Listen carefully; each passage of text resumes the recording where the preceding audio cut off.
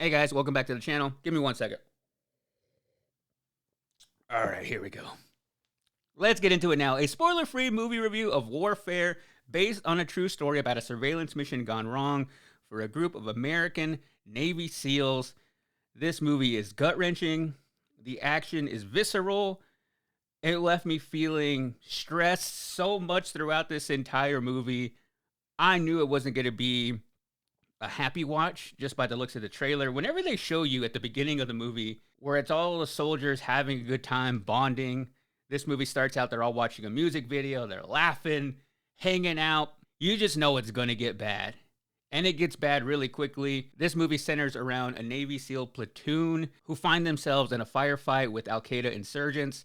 They, in the middle of the night, go to this house, take over it so they can overlook this market by all these people coming in and out of it. And while they're in that house, the enemy becomes aware of their location and they find themselves in an all-out firefight, having to be extracted from this location. And the entire movie is set on one day, November 19th, 2006, in the wake of the Battle of Ramadi. Hope I'm saying that correctly. It is directed by Alex Garland, who last year did Civil War, also for A24, and co-directed by Mendoza, who was the actual leader of this platoon in 2006. And it's all based on his and everybody involved's real accounts and real memories. That is how the story was written. So essentially, it is a reenactment of that day, and you feel it. From the very beginning of the movie, it is so silent and chilling. I haven't been in a theater where it's been so quiet for about 20 to 25 minutes early on in the movie when they're just doing surveillance. You hear people eating popcorn, swirling their drinks, taking sips, and it was that quiet. And I struggle with movies that are really quiet at the beginning because that's always my snacking time. And I'm like, oh man, I'm over here stuffing my face, crunching it up, and it's so loud. But that's how just absent of any sound the beginning of this movie was, because you hear how quiet they have to be getting into this house and setting up. They don't want to alert anybody, so they do it in the middle of the night, and they are quiet the entire time they are doing surveillance until the enemy becomes aware of their location and they start firing at this house. That's when it gets really loud. And when I say loud, this is one of the loudest movies I've seen in theaters probably since I remember going to see Venom 2. And for some reason, the audio was so loud during that movie whenever Carnage was going off. I was like, I think it's too loud. This was the loudest movie since that. The gunshots had this level of bass that I feel sorry for any theater that was next to us, because I'm sure it was overpowering. Probably down the hall, you hear everybody screaming for Chicken Jockey, and we're in here experiencing something that felt so real and made me realize that I don't know stress. Like, I sometimes get caught up into my weeks thinking I have a stressful job, thinking life is stressful. When I look at what I have going on in my life, it is nothing like this one day that all these soldiers experience. That is true stress. When there is the question of life and death, getting out of a really dangerous situation, not knowing if you're going to go home, not knowing if you're going to be able to get your brothers out of this situation, that is real stress. And as soon as I thought there's no way this scenario could get any more stressful, there were so many added layers as the story went on. And it just feels like when you hear them talk about 5 minutes out, 10 minutes out, that feels like an eternity. To us, 5 minutes, 10 minutes, no problem. We'll get you right out of there.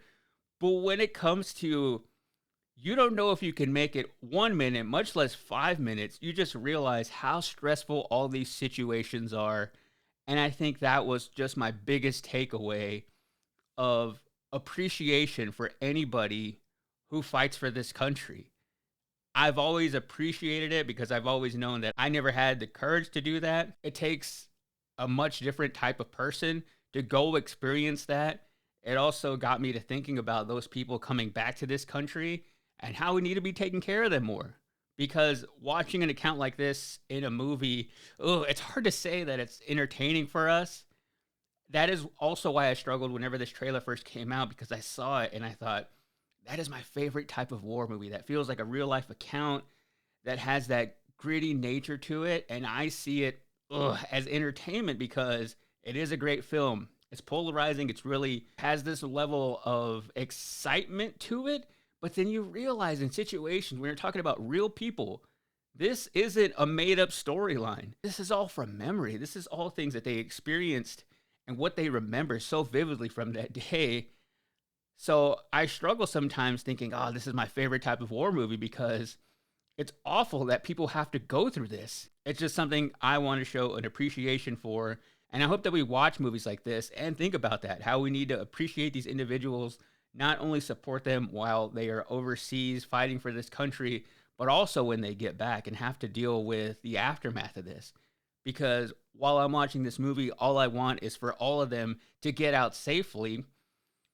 I'm also starting to think about that's a long recovery process when they get back home, paying for the medical bills. There's so many added layers to it that we don't see in this story. So I hope movies like this do shed more light on how we treat men and women from the military once they come back. I think the way they told this story with that real time account is probably the most impactful way they could do this story because the entire movie just feels like a journey. It's about 90 minutes long and it went by so quickly. And it is a graphic movie, and that is obviously the main storyline of them fighting back, getting themselves out of there. But there are also some bigger themes. I think the biggest theme I took away from it is the theme of brotherhood, how all these individuals care for each other, how tight knit of a group you have to be in these stressful situations, knowing that everybody is doing their job to their best of their ability, exceeding expectations, and also realizing the fact that these are real humans, young men that are going through these situations, and you think they have to be superheroes, they have to not let things affect them. But when things get so crazy and they're in shock, I was really grateful that the movie showed how that affects somebody and how everybody reacts in a different way. They showed it primarily with Will Poulter's character, who just witnessed something heinous and it affected him in a way that he wasn't expecting to. He was the leader of them and had to kind of take a step back because he realized he wasn't good. I also learned 5 military terms by watching this movie. Number 1, show of force, which is a demonstration of military power meant to intimidate or warn the enemy. In the movie, they did this with jets flying over, where they would fly really low and quickly across where they were, and it would cause just like this big rush of wind, and you see all this dust and dirt go everywhere, and it would create a little bit of a chaos, create a little bit of a shield for them in situations where they were setting up either them getting out or they just needed the enemy to chill off for a little bit. So that was probably the thing I had no idea about, but show of force is number 1. Number 2 was blood sweep. Whenever a bomb goes off or you're caught in a firefight and you need to check everybody to make sure they don't have injuries that maybe they're not aware of. So you do a blood sweep. You would see them patting down their brothers to make sure they weren't bleeding from an area and not even know it. Because if you miss something because your adrenaline is running, maybe you don't feel it, and maybe you have a really serious injury that you don't know about. So you do a blood sweep. Number 3 was mics, which I learned is not movie mics. It is slang for minutes. Never heard that before. The one I had heard before and I was familiar with was clicks, which is kilometers. They use that a lot in this movie as well, but that one I knew. Mics I did not. Number 4 was Bradley's, which is a Bradley fighting vehicle, also known as a BFV.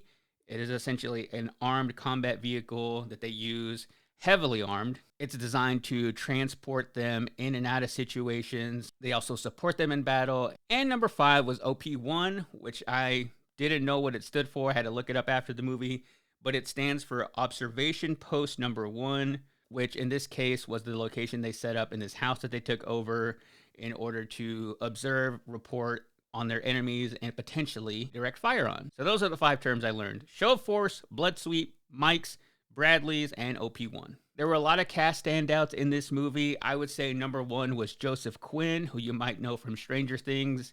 He's going to be in the new Fantastic Four movie this summer. He is a star on the rise. I probably felt for his character the most, and I feel like he had to go to some real lengths to get this performance out of him. Will Poulter was also great, who a lot of people just associate him with the kid from We're the Millers. The wait, you guys are getting paid guy? But he's also a really good actor. DeFaro Wunatai was also really good. He played Ray Mendoza, who co-directed the movie. I could tell that he was telling the story from his perspective as the director because how they focused on his character, I think that was one of the most humanizing elements of the story. He really won me over. You might know him from Reservation Dogs, but I think he was one of the newest standouts of this cast. Michael Gandolfini was also really good in this movie. He is James Gandolfini's son. I've been watching, actually just finished Daredevil Born Again, which he's also in that. Of the two performances that he gives in Daredevil and Warfare, I think he has a pretty good range there. And also Taylor John Smith, who you might remember from Where the Crawdads Sing. I would also put him in my top 5 from this cast. But overall, I thought this movie was fantastic. I think it might enter in as one of my favorite war movies. And I do have a bias because I find anything that I was alive during is just more impactful to me. So anything from the Iraq War just really stands out above any other war movie. I think it's also a really important movie, and it really benefits by seeing it in theaters because you can feel it. That silence at the beginning is just so chilling, and how it gets so loud so quickly. I don't really think that that would translate the same way at home. I love that anticipation. I love that feeling of anxiety. I go to the movies to experience that. So if you can, still go see this movie in theaters. I give it 4.5 out of 5 shows of force.